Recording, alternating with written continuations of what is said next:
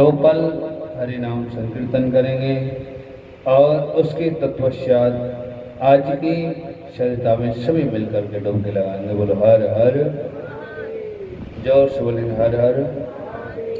आइए सभी मिलकर के मेरे साथ में 2 पल हरि नाम संकीर्तन करेंगे और उसके बाद फिर कथा का आनंद लेंगे। जय राधे राधे गोविंद गोविंद राधे, जय राधे राधे गोविंद गोविंद राधे, जय राधे राधे गोविंद गोविंद राधे गोविंद राधे गोपाल राधे, गोविंद राधे गोपाल राधे हाँ गोविंद राधे गोपाल राधे, गोविंद राधे गोपाल राधे जय राधे राधे गोविंद गोविंद राधे, जय राधे राधे गोविंद गोविंद राधे जय राधे राधे गोविंद गोविंद राधे, जय राधे राधे गोविंद गोविंद राधे गोविंद राधे गोपाल राधे, गोविंद राधे गोपाल राधे गोविंद राधे राधे गोपाल राधे, गोविंद राधे राधे गोपाल राधे गोविंद राधे राधे गोपाल राधे, गोविंद राधे राधे गोपाल राधे राधे राधे गोविंद गोविंद राधे, जय राधे राधे गोविंद गोविंद राधे राधे राधे गोविंद गोविंद राधे, जय राधे राधे गोविंद गोविंद राधे गोविंद राधे गोपाल राधे, गोविंद राधे गोपाल राधे गोविंद राधे राधे गोपाल राधे, गोविंद राधे राधे गोपाल राधे गोविंद राधे राधे गोपाल राधे, गोविंद राधे राधे गोपाल राधे राधे राधे गोविंद गोविंद राधे जय राधे राधे गोविंद गोविंद राधे राधे राधे गोविंद गोविंद राधे, जय राधे राधे गोविंद गोविंद राधे राधे राधे राधे